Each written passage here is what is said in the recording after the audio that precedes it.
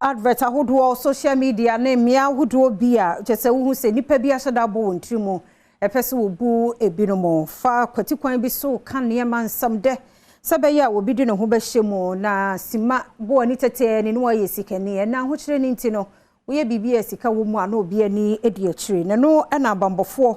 de kosan to Ghana de hye ye nyina yɛ nimse me ani na hɔ ɛwɔ nipakuo bi a wɔn ahyɛ da ka nsam de Udi we ba Premtobre Kasee ne saa nneɛma no yɛme ani na hɔ ho Adom TV ɛtoa so.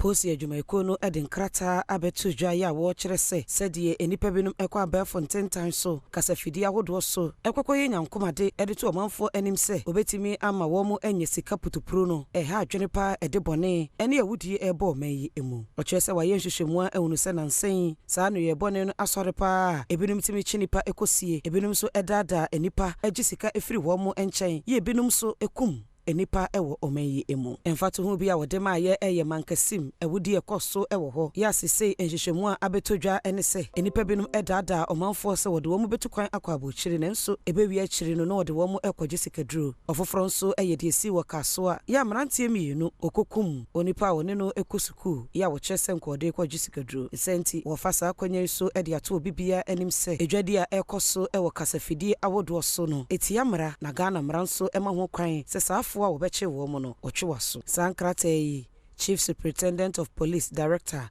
Public Affairs Grace Ansah Krofi enanensa ehyasie